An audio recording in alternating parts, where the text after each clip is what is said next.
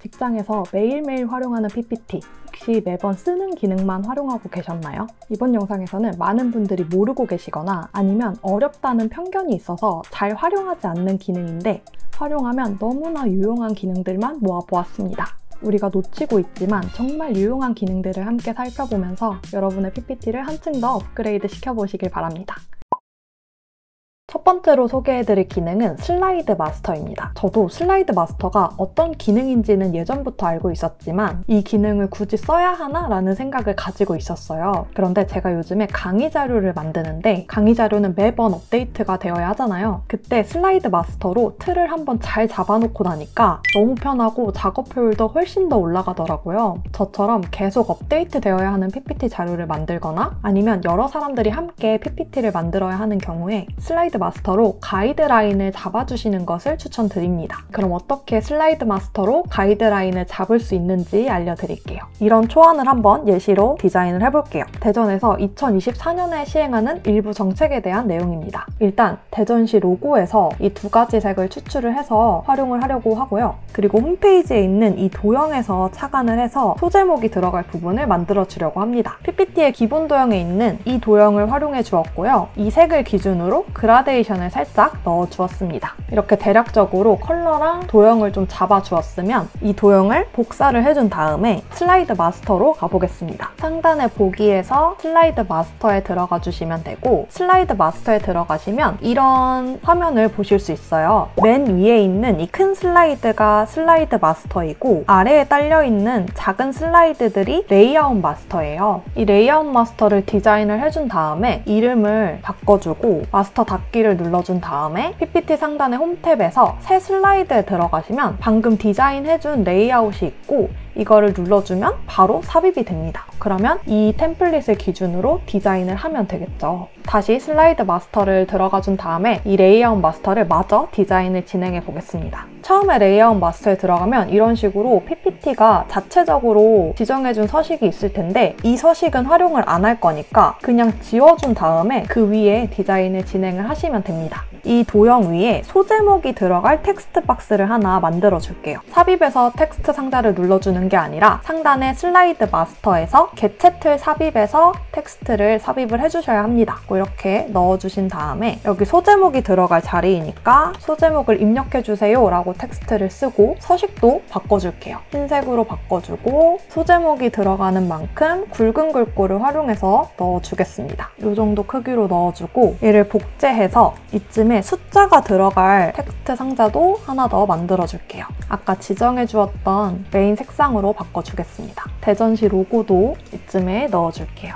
그리고 한 번 더 텍스트 상자를 삽입해준 다음에 이 슬라이드를 요약한 핵심 문장이 들어갈 수 있도록 만들어줄게요. 이 부분 같은 경우에는 문장이 두세 줄까지도 들어갈 수 있기 때문에 펜감도 같이 조절을 해주겠습니다. 줄 간격 옵션에 들어가서 1.2 정도로 설정을 해줄게요. 여기까지 해주고 이 레이아웃 마스터의 이름을 본문 1로 설정을 해주겠습니다. 마스터 닫기를 누른 다음에 홈탭에서 새 슬라이드 클릭하시고 본문 1 레이아웃 마스터를 클릭하시면 이렇게 슬라이드가 생성이 됩니다. 슬라이드의 내용에 맞게 텍스트를 수정을 해주시면 되겠죠. 이쪽에도 슬라이드 내용에 맞춰서 내용을 입력해주시면 됩니다. 이렇게 레이아웃 마스터를 디자인해 주셨으면 디자인을 시작해 주시면 되는데 그 전에 한 가지 또 설정을 해주시면 좋은 게 있어요. 안내선을 활용해서 가이드라인을 잡아주는 것입니다. 안내선을 만들 때 슬라이드 마스터에 들어가지 않고 바로 보기에서 안내선을 활성화시켜 주시고 여기서도 지정을 해줄 수 있지만 이렇게 하면은 안내선이 마우스 드래그를 할 때 같이 움직여서 작업할 때 불편하기도 하고 모든 슬라이드에 똑같은 안내선이 적용됩니다. 그런데 슬라이드마다 내용의 구성이 다르잖아요. 예를 들어서 본문과 간지 슬라이드를 비교를 해봐도 구성 자체가 다르기 때문에 똑같은 안내선이 적용이 되면 불편할 수 있습니다. 본문에는 본문에 맞는 안내선이 필요하고 간지에는 간지에 맞는 안내선이 필요하겠죠. 때로는 같은 본문이더라도 다른 안내선이 필요할 수도 있습니다. 그래서 그냥 안내선을 지정하기보다는 이 슬라이드 마스터에 들어가서 방금 만들어준 레이아웃 마스터를 클릭한 상태로 여기서 안내선을 지정해 주겠습니다. 이 레이아웃 마스터에 맞는 안내선을 설정을 하실 수 있습니다. 안내선을 활성화 시켜주신 다음에 안내선을 추가를 해서 일단 좌우를 15.5로 동일하게 맞춰주겠습니다. 내용이 이 아래쪽으로 넘어가지 않도록 설정을 해주고 본문 내용이 이쯤에서부터 시작할 수 있도록 안내선을 설정을 해줄게요. 새 슬라이드에서 본문 1을 추가하면 이 안내선이 다른 슬라이드에는 똑같이 적용이 되지 않았어요. 다른 슬라이드는 그냥 가로 한 줄, 세로 한 줄만 그어져 있죠. 이 슬라이드에 최적화된 안내선을 만들어준 거죠. 이렇게 안내선을 지정을 해두면 여러 사람들이 PPT 작업을 하더라도 내용이 이 안쪽으로만 들어오기 때문에 자료를 조금 더 깔끔하고 일관되게 유지를 할 수 있습니다. 간지를 위한 레이아웃 마스터를 만들어 주었습니다. 이렇게 도형을 삽입하는 것도 괜찮고 대전시 로고를 옅게 배경으로 까는 것도 괜찮은 것 같아서 두 가지 버전으로 만들어 보았고요. 이름을 간지 1, 간지 2로 바꿔줄게요. 새 슬라이드에서 간지 1을 선택을 하면 이런 슬라이드가 생성이 되고 내용을 바꿔주면 되겠죠. 그러면 이런 식으로 간지가 완성이 됩니다. 템플릿에 맞춰서 디자인을 좀 해보았는데 핵심 문장 아래쪽에 있는 요소들은 슬라이드마다 위치가 달라질 수 있기 때문에 이런 것들까지 전부 다 슬라이드 마스터로 제작을 해둘 필요는 없습니다. 대신 이렇게 자주 쓰는 도형이나 텍스트 서식은 서식을 지정해준 다음에 슬라이드 바깥쪽에 배치를 해두시면 훨씬 더 시간을 절약하실 수 있습니다. 그리고 이 슬라이드처럼 왼쪽, 오른쪽, 양옆으로 나눠지는 디자인이 많다면 이쪽을 기준으로 안내선을 하나 더 만들어 두는 것도 방법입니다. 이 요소를 복사해준 다음에 슬라이드 마스터로 가서 붙여넣기를 해주고 새로 안내선을 추가해서 이쯤에 하나 더 배치를 해줄게요. 그리고 이 요소는 지워주고 마스터 닫기를 해주면 이렇게 안내선이 하나 더 생겼습니다. 이 선에 맞춰서 디자인을 하시면 됩니다. 그리고 이 슬라이드와 이 슬라이드를 비교해 보시면 핵심 문장의 양이 다르다 보니까 글자 크기에 차이를 좀 주었는데 이럴 때도 슬라이드 마스터에 들어가서 이 레이아웃 마스터를 복제를 해주시고 복제한 레이아웃 마스터의 텍스트 크기를 좀 키워줄게요.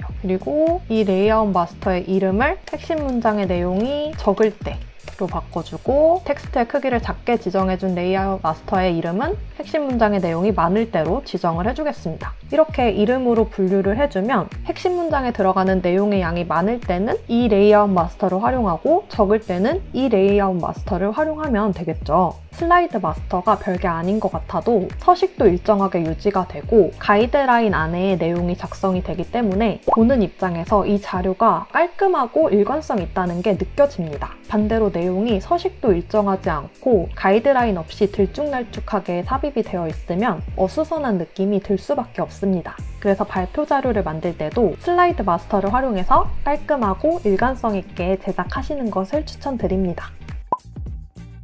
그리고 또 하나 간편하지만 굉장히 유용한 기능이 있는데요. 바로 도형 병합입니다. 이 기능도 많은 분들이 좀 복잡하다고 생각하셔서 활용을 잘 안 하시더라고요. 제가 정말 쉽게 바로 실전에서 활용할 수 있도록 알려드리겠습니다. 도형을 2개 이상 선택하시면 상단의 도형 서식에서 도형 병합이 활성화가 됩니다. 통합, 결합, 조각, 교차, 빼기 5개가 있는데 제 경험상 이 결합은 활용할 일이 많진 않더라고요. 주로 나머지 이 4가지를 활용을 하는데 하나씩 어떤 상황에서 주로 쓰는지 알려드릴게요. 통합 기능은 도형을 2개 이상 겹쳐두고 통합을 누르면 겉선에 따라서 도형을 하나로 통합시켜주는 기능입니다. 저는 이걸 주로 언제 활용하냐면 말풍선을 만들 때 많이 활용해요. PPT 만들다 보면 은근히 말풍선 넣어야 하는 경우가 많죠. PPT 기본 도형에도 말풍선 모양이 있기는 한데 저는 이 꼬리 부분이 별로 안 예뻐서 항상 아쉽더라고요. 그래서 고민하다가 생각을 해낸 방법인데 둥근 모서리에 사각형을 하나 넣어준 다음에 삼각형을 넣어주고 이 두 도형을 복수 선택해준 다음에 통합을 눌러주면 이렇게 말풍선 모양이 됩니다. 이 슬라이드에서 활용한 말풍선도 통합 기능을 활용해서 만들어 주었습니다. 다음으로 조각은 2개 이상의 도형이 겹쳐져 있을 때 선을 기준으로 도형을 쪼개주는 기능이에요. 여기 투명도를 살짝 더하면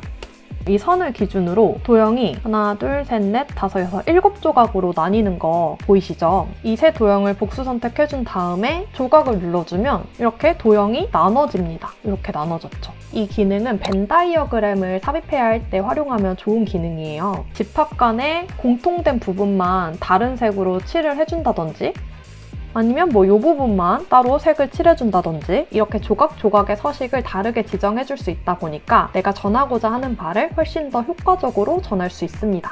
이 슬라이드도 조각 기능을 활용해서 디자인을 해준 슬라이드이고요. 이 부분만 다른 색으로 칠해서 강조를 해주었죠. 다음으로 교차 기능도 정말 많이 활용을 하는 기능인데요. 2가지 이상의 요소가 교차하는 부분만 남겨주는 기능이에요. 이 기능은 이미지를 특정 도형의 모양에 맞춰서 자르고 싶을 때 주로 활용을 합니다. 예를 들어서 이 이미지를 이 부분에 넣고 싶은데 그냥 이렇게 넣어줘도 되지만 이 이미지의 크기를 조금 더 키워준 다음에 이 이미지를 먼저 클릭하고 이 도형을 클릭한 다음에 교차를 눌러주시면 이 이미지와 도형이 교차되는 부분만 남았죠. 먼저 클릭한 요소가 나중에 클릭한 요소의 모양대로 잘린다고 생각을 하시면 됩니다. 도형을 다시 넣어준 다음에 이미지와 텍스트를 앞으로 가지고 오고 이 이미지를 흑백 처리해주고 투명도도 한 80% 정도로 적용을 해주겠습니다. 그러면 이런 식으로 디자인이 가능합니다. 이렇게 이미지를 넣어주면 은은하게 디자인 포인트를 더해줄 수 있습니다.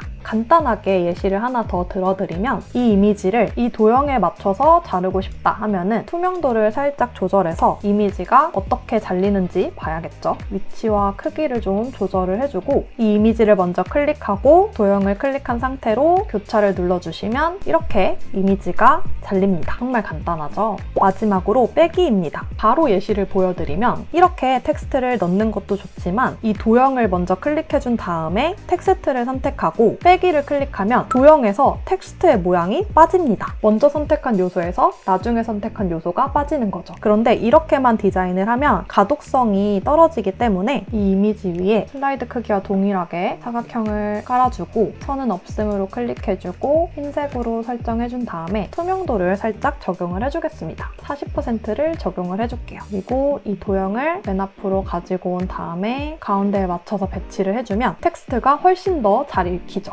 여기에 가독성을 조금 더 개선을 하고 싶으면 이 도형을 클릭한 상태에서 도형 서식에서 안쪽 그림자를 적용해 주는 거예요. 지금 너무 그림자가 진하니까 투명도도 살짝만 높여주고 흐리게 값을 좀 더 충분하게 주면 이렇게 자연스럽게 그림자를 만들어주면 가독성이 좀 더 올라갑니다. 두 슬라이드를 비교를 해보면 그림자를 넣어줬을 때 깊이감이 생기면서 글자가 조금 더 눈에 잘 들어오죠. 표지나 목차, 간지처럼 텍스트가 크게 들어가는 슬라이드에서 활용하면 좋은 기능입니다. 도형 병합은 이 기능에 대해서 딱 한 번만 잘 파악을 해두면 PPT 만들면서 정말 많이 쓰여요. 되게 간단한데 있어 보이는 효과를 낼 수 있습니다. 여러분도 꼭 활용해보시길 바랄게요.